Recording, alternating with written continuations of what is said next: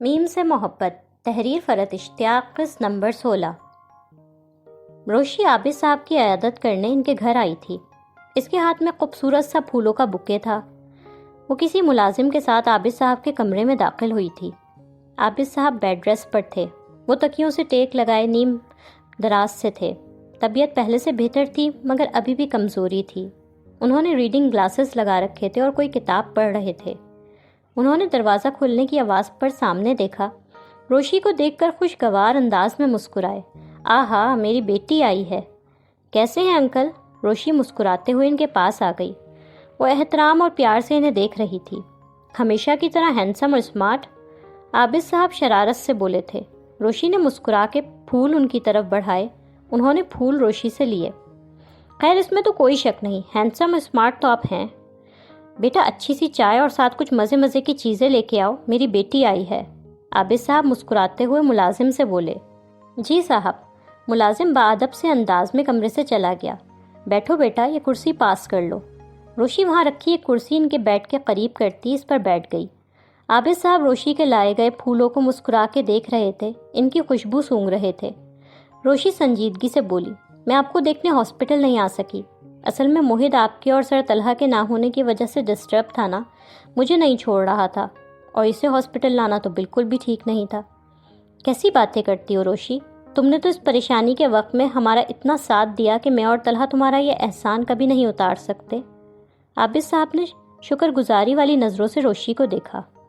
Uncle please مجھے شرمندہ نہ کریں، میں نے کوئی احسان نہیں کیا۔ اپنے اور پرائے کی پہچان مشکل وقت میں ہی ہوتی ہے۔ تم نے اس مشکل میں ہمارا ساتھ دیا، موہد کو اپنے پاس اتنے پیار سے رکھا، ہماری اپنی ثابت ہوئی۔ عابد صاحب کے دل میں روشی کے لیے عزت اور محبت مزید بڑھ گئی تھی۔ وہ محبت سے روشی کو دیکھ رہے تھے۔ پتہ ہے، موہد جب سے واپس آیا ہر وقت تمہاری باتیں کرتا ہے، تمہارے دادا دادی بہن سب کے ساتھ اسے بڑا مزہ آیا، اور تم نے سونے سے پہلے جو کہانیاں سنائی تھیں اس کا تو وہ فین ہو گیا ہے۔ تمہارا بہت شکریہ بیٹا۔ موہد خود اتنا پیارا ہے انکل، اتنے پیارے بچے کو کیسے پیار نہیں کرے گا کوئی؟ روشی بولتے بولتے ایک لمحے کے لیے خاموش ہوئی، پھر دھیمے لہجے میں عابد صاحب سے معذرت کرنے لگی۔ انکل آئی ایم سوری، مجھے اس دن آپ سے آپ لوگوں کے ماضی کے دکھوں کا ذکر نہیں کرنا چاہیے تھا۔ ان سب باتوں سے آپ ڈسٹرب ہوئے اور آپ کی طبیعت خراب ہو گئی۔ وہ دکھ تو زندگی کے ساتھ ساتھ ہے بیٹا، ذکر کریں نہ کریں، اس بارے میں بولیں نہ بولیں، دل تو ہمیشہ اپنے ان پیاروں کے لیے روتا رہتا ہے۔ جوان اولاد کو کھونا آسان نہیں ہوتا بیٹا۔ اپنے غموں کو بھلا کر موہد کے لیے جینے کی کوشش کرتے ہیں میں اور طلحہ۔ عابد صاحب دکھ بھرے لہجے میں بولے۔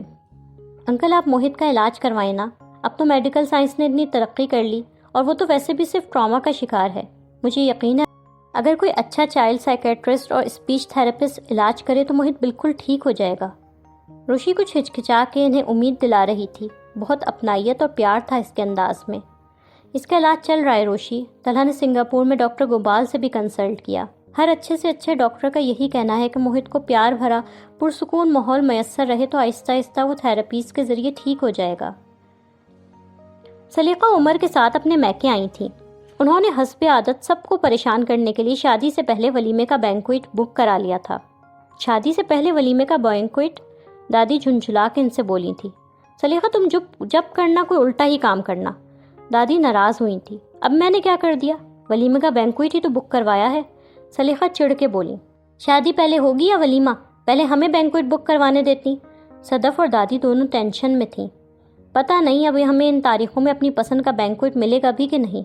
صدف تھوڑی پریشان ہو کے بولی۔ بھائی میں تو اب کچھ نہیں کر سکتی، جلال ایڈوانس 3 لاکھ دے کر آ گئے ہیں۔ سلیقہ کا انداز ایسا تھا کہ تم جانو تمہارا کام جانے، میں کیا کر سکتی ہوں؟ امی بابا کو تو ہر چیز کی اتنی جلدی رہتی ہے، مجھے بھی بکنگ کرانے کے بعد آج ناشتے پر بتایا ہے انہوں نے۔ عمر تھوڑا شرمندہ ہوتا ہوا بولا۔ اب اگر ہمیں ولیمے سے پہلے کی تاریخوں میں بینکویٹ نہیں ملا تو شادی گھر پہ ہی کریں گے، پھر شکایت نہ کرنا، دادی نے سلیقہ کو بولا۔ واہ واہ، کیا بات ہوئی؟ میرے اکلوتے بیٹی کی بارات تو شاندار بینکویٹ میں ہی آنی چاہیے۔ شہر بڑا پڑا ہے شادی ہالوں سے، بھابھی بیگم اور بھائی میاں دونوں خیر سے اتنا کماتے ہیں، 2 ہی تو بیٹیاں ہیں، اس میں بھی خرچ نہیں کریں گے تو کب کریں گے؟ سلیقہ نے بھابھی کو کمائی کا تانا مارا تھا۔ دادی نے بیٹی کو گھورا اور صدف سے ہمدردی ظاہر کی۔ ساری زندگی نند کی حیثیت میں بھگتا ہے انہیں، اب سمدھن کی حیثیت میں بھگتنا۔ میں نے پہلے کون سی فرمائشیں کی ہیں؟ اب میری سسرال کا معاملہ ہے، سب کہیں گے میکے میں رشتہ کیا ہے، اسی لیے بول رہی ہوں۔ ذرا کھلے ہاتھ سے پیسے خرچ کیجیے گا، میری ناک نہ کٹوا دیجیے گا میری سسرال میں۔ سلیقہ فرمائشی انداز میں بولی۔ سلیقہ تمہارا کیا ابھی بھی اپنے سسرال والوں سے ملنا جلنا ہے؟ میرا مطلب ہے کبھی تمہارے گھر آتے جاتے تو کسی کو نہیں دیکھا۔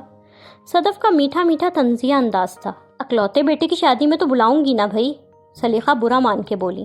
امی میں آپ کو بتا رہی ہوں، پہناؤنیاں اچھی ہونی چاہیے۔ جلال کے بھائی بہن، ان کے بچے، ممانیاں، خالائیں، چچا چچی، سب کے قیمتی کپڑے ہونے چاہیے۔ استانی کا جوڑا اچھا سا ہو، یہ نہ ہو 2-2 ہزار کے جوڑے رومال کے ساتھ لگا کے تھیلوں میں پیک کر دیں۔ دادی اور صدف آنکھیں پھاڑ کے ان کی فرمائشیں سن رہی تھی۔ امی یہ بابا کی ساری خالائیں، چچیاں، ممانیاں میں نے تو کبھی نہیں دیکھی، کیا یہ راتوں رات پیدا ہوئی ہیں؟ اور میں نے استانی سے کب پڑھا امی؟ مدرسے میں مولوی صاحب نے قرآن پڑھایا تھا مجھے۔ عمر بے اختیار بول پڑا۔ تم چپ کرو، بڑوں کی باتوں میں پڑھنے کی ضرورت نہیں ہے۔ سلیقہ نے عمر کو گھور کر دیکھا۔ سلیقہ گلی کا چوکی دار، دودھ والا، اخبار والا، کوڑے والا تو رہ گئے، انہیں جوڑے نہیں دو گی؟ تمہاری عزت کا سوال ہے۔ عمر ہنستا ہوا وہاں سے اٹھ کر چلا گیا۔ دادی طنزیہ لہجے میں سلیقہ سے بولی تھی، امی آپ تو بس ہر وقت مجھ پر طنز کرتی رہتی ہیں، اور ویسے میں یہ کہنے آئی تھی کہ میں ماہی کو بری کے جوڑے دلوانے لے جانا چاہتی ہوں۔ میری بہو شادی ولیمے کے علاوہ بھی بری کے سب جوڑے اپنی مرضی سے خریدے گی۔ سلیقہ اترا کے بولی تھی، میں ان ساسوں میں سے نہیں ہوں جو بہو کو اپنی پسند سے کچھ پہننے اوڑھنے ہی نہیں دیتی۔ دادی اور صدف نے سلیقہ کو حیران نظروں سے دیکھا تھا، وہ دونوں سلیقہ کی رگ رگ سے واقف تھیں۔ عمر بڑوں کے پاس سے اٹھ کے ماہی کے پاس کچن میں آیا تھا، جو جلدی جلدی ٹرالی سیٹ کر رہی تھی۔ کافی ساری ریفریشمنٹ کی چیزیں اس نے ٹرالی میں رکھ دی تھی، مائکرو ویو میں کچھ گرم کرنے کے لیے رکھ رہی تھی، جب عمر شرارت سے اسے دیکھتا ہوا بولا، بڑی خاطر مدارات ہو رہی ہیں سسرالیوں کی۔ زیادہ خوش فہمی کا شکار نہ ہو، میں اپنی پھپھو کے لیے سارا اہتمام کر رہی ہوں، جا کے سنو ذرا اپنی پھپھو کی باتیں۔ صدف مامی کے حق میں اگر وہ خطرناک نند تھی نا تو تمہارے لیے بڑی خوخوار ظالم ساس بننے والی ہیں، آثار ابھی سے نظر آ رہے ہیں۔ عمر ماہی کو ڈرا رہا تھا، تو تم ہونا میرے ساتھ، اگر پھپھو ساس بنے تو تم جلال پھپھا جیسے ہسبینڈ بن جانا۔ ماہی ہنس کے بولی، تم بابا کو نہیں جانتی ہو، ان کا تو وہ حال ہے کچھ نظر آتے ہیں کچھ۔ عمر نے معنی خیز انداز میں کہا، اب اس کا کیا مطلب ہے؟ چھوڑو جانے دو، چلو اندر چلے، امی کی باتیں سنیں، بڑے مزے مزے کی فرمائشیں کر رہی ہیں، نانی کا بی پی ہائی کر رہی ہیں۔ ماہی ٹرالی سیٹ کر چکی تھی، وہ ٹرالی لے کے عمر کے ساتھ اندر چلی گئی۔ کانفرنس روم میں ماحول بہت سنجیدہ تھا۔ فرحان میز کے آگے کرسی پر بیٹھا کسی بلڈنگ پروجیکٹ کی ٹیکنیکل ڈرائنگ پر نظریں دوڑا رہا تھا۔ 3 سے 4 ٹرینی انجینئرز اور روشی اس کے ساتھ ہی کانفرنس روم کی میز کے گرد بیٹھے تھے۔ سب کے سامنے ان کے لیپ ٹاپس بھی رکھے تھے، میز پر بلو پرنٹس، کیلکولیٹرز اور کافی سارے دفتری کاغذات بھی بکھرے ہوئے تھے۔ فرحان اور ٹرینی انجینئرز کسی گھمگیر مسئلے میں پھنسے ہوئے تھے۔ روشی خاموشی، سنجیدگی اور توجہ سے سب کی بات سے سن رہی تھی۔ اس کے پاس اس کا لیپ ٹاپ بھی تھا اور نوٹ بک اور پین بھی، وہ اپنے نوٹس بھی پوری سنجیدگی سے لے رہی تھی۔ وہ اب آفس کے کاموں کو بہت سیریس ہو کے اور انٹرسٹ لے کے کرتی نظر آتی تھی۔ لوڈ ڈسٹریبیوشن کیلکولیشن کسی بھی طرح صحیح نہیں آ رہی، اگر یہ مسئلہ حل نہیں ہوا نا تو کلائنٹ کے سامنے ہمارے لیے بڑی امبیرسنگ سچویشن بن جائے گی۔ فرحان کے چہرے پر فکر پھیلی ہوئی تھی، اس گھمگیر کیلکولیشن میں وہ بہت بری طرح پھنس گیا تھا۔ سر کلائنٹ کے ساتھ میٹنگ 2-3 دن آگے کروا لیں، ٹرینی انجینئر فرحان سے بولا تھا۔ فرحان اس دوران دوبارہ کیلکولیٹر پر کچھ کیلکولیشنز کرتا جا رہا تھا۔ فرحان نے گردن انکار میں ہلائی، پاسبل نہیں ہے، میٹنگ کل ہی ہونی ہے، سر طلحہ بہت ناراض ہوں گے، اتنے لوگوں کی ٹیم اور ایک مسئلہ ریزالو نہیں ہو رہا۔ فرحان طلحہ کی ناراضگی کا سوچ کے فکر مند تھا۔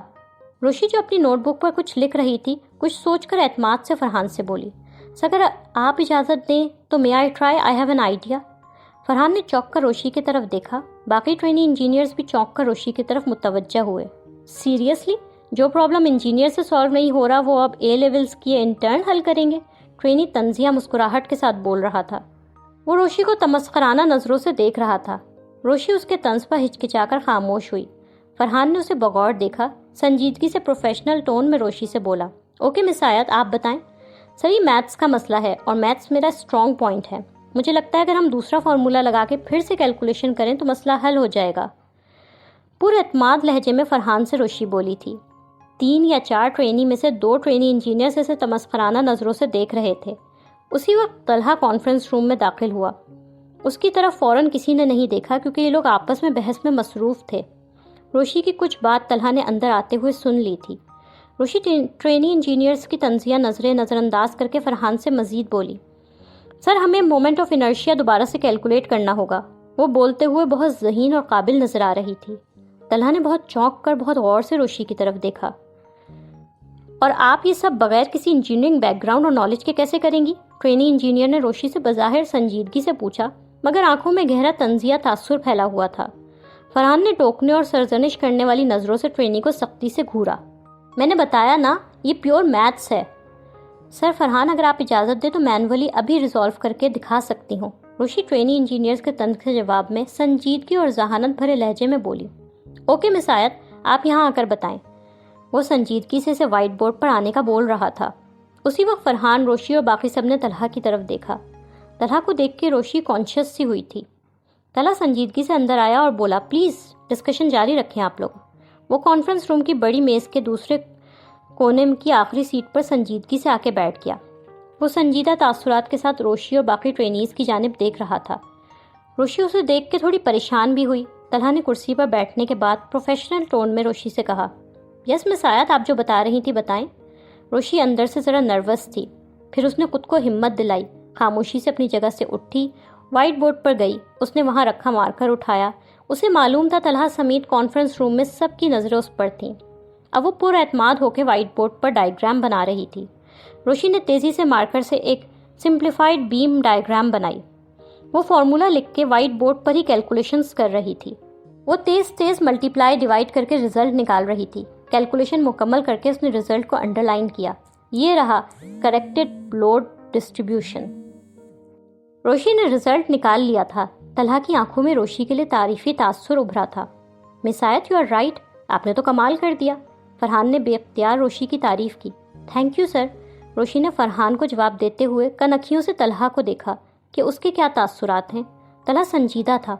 وہ سنجیدہ انداز میں اسے اپریشیٹ کر رہا تھا۔ گڈ جاب مس آیت، آپ کی میتھس اسکل تو واقعی امپریسو ہیں۔ طلحہ کے منہ سے اپنی تعریف سن کر روشی بے حد خوش ہو گئی تھی۔ سر میں میتھس میں ہمیشہ سے اچھی رہی ہوں۔ دونوں ٹرینی انجینئرز جنہوں نے روشی پر طنز کیا تھا اب ذرا شرمندہ سے بیٹھے تھے۔ Never under estimate any one, اگر کوئی آپ سے ڈگری میں کم ہے تو ضروری نہیں وہ ذہانت میں بھی کم ہو۔ طلحہ نے کرسی پر سے اٹھتے ہوئے ان دونوں ٹرینی انجینئرز کی طرف بغور دیکھا اور سنجیدگی سے بولا۔ روشی کی آنکھوں میں خوشی بھر گئی تھی۔ وہ طلحہ کو امپریس کر گئی، اس کا دل خوشی سے جھوم رہا تھا۔ ویل ڈن مس آیت، اگر اسی طرح محنت اور لگن سے کام کریں گی تو ایک دن بہترین انجینئر ثابت ہوں گی۔ طلحہ نے باس والے انداز میں اسے سراہا۔ روشی کا چہرہ خوشی سے چمک اٹھا۔ طلحہ کانفرنس روم سے چلا گیا۔ روشی وائٹ بورڈ کے سامنے کھڑی بھرپور انداز میں مسکرا رہی تھی۔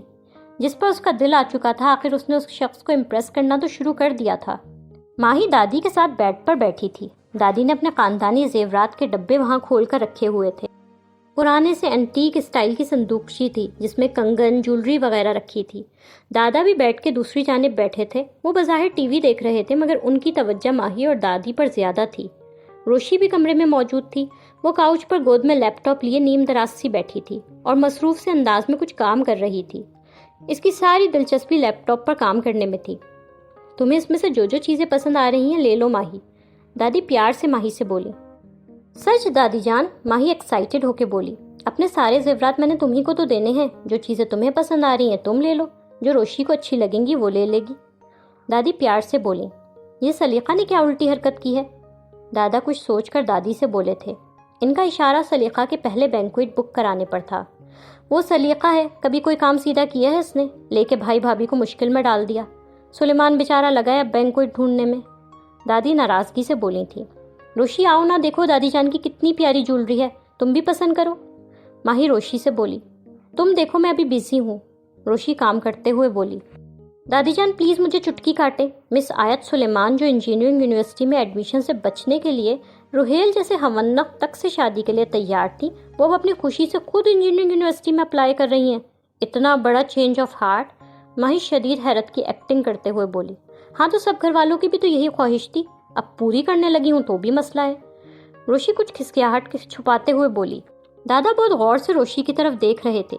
ان کی نظروں میں یہ تاثر تھا، وہ کسی حد تک یہ سمجھ گئے تھے کہ روشی طلحہ کو امپریس کرنے کے لیے انجینئرنگ کرنا چاہتی ہے۔ باقی تم سلیقہ کی بھتیجی ہو، اسی کی طرح غیر متوقع شوقس دیتی ہو۔ دادی منہ پھٹ تبصرہ کر رہی تھی۔ دادا جان اس سچویشن کے لیے کوئی شعر نہیں آپ کے پاس؟ ایک پڑھنے لکھنے سے بھاگنے والی لڑکی اچانک پڑھائی کی طرف راغب ہو گئی۔ ماہی شرارت سے بولی، ہے تو صحیح مگر تم سمجھو گی نہیں۔ دادا نے فوراً ذومعنی انداز میں شعر سنایا۔ یہ جو لاہور سے محبت ہے یہ کسی اور سے محبت ہے۔ دادا نے روشی کی طرف دیکھ کر شعر پڑھا۔ روشی تھوڑا جھیپ سی گئی۔ طلحہ عابد صاحب کو ان کی رات کی دوائیں کھلا رہا تھا۔ اس نے ٹیبلٹس دے کے پانی کا گلاس انہیں پکڑایا۔ اس کا چہرہ سنجیدہ اور باپ کی فکر لیے ہوئے تھا۔ عابد صاحب نے دوا کھا لی۔ پانی کا خالی گلاس اس کے ہاتھ سے لے کے طلحہ نے سائڈ ٹیبل پر رکھ دیا۔ بیٹھو طلحہ، تم سے کچھ بات کرنی ہے۔ عابد صاحب دھیمی آواز میں بولے۔ جی بابا۔ طلحہ باپ کے پاس بیٹھ گیا۔ میں اپنی بیماری سے بہت ڈر گیا ہوں۔ کل کو مجھے کچھ ہو گیا تو موہت کا کیا ہوگا؟ تم اکیلے کیسے سب سنبھالو گے؟ طلحہ نے بے اختیار باپ کا ہاتھ اپنے ہاتھ میں لیا اور محبت سے بولا، بابا پلیز ایسے باتیں نہ کریں، آپ کو میری عمر بھی لگ جائے۔ یہ کس طرح کی باتیں سوچنی شروع کر دی ہیں آپ نے؟ طلحہ جذباتی ہو گیا۔ حقیقتوں کا سامنا کرنا چاہیے طلحہ، جو آج ہے وہ ہمیشہ تو ایسا نہیں رہے گا نا۔ عابد صاحب گہرا سانس لے کر بولے، آپ کیا کہنا چاہتے ہیں بابا؟ طلحہ سنجیدگی سے سوال کر رہا تھا۔ میں چاہتا ہوں تم اپنے بارے میں سوچو۔ سبیکا کے ساتھ دنیا ختم تو نہیں ہو گئی نا؟ اپنا نہیں تو میرا اور موہت کا سوچو۔ میں نہ رہا تو وہ بن ماں باپ کا بچہ کتنا اکیلا ہو جائے گا۔ تم تنہا کیا کیا چیزیں فیس کرو گے؟ عابد صاحب کو بہت سے اندیشے ستا رہے تھے۔ بابا جو نقصان ہو چکے ہیں ان کے بعد اب میں مزید کوئی نقصان سہنے کے لیے تیار نہیں۔ آپ کو میرے ساتھ ہمیشہ رہنا ہوگا۔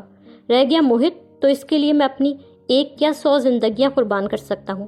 اس کی محرومیوں کا سبب میں ہوں، نہیں بھول سکتا یہ بات میں کبھی۔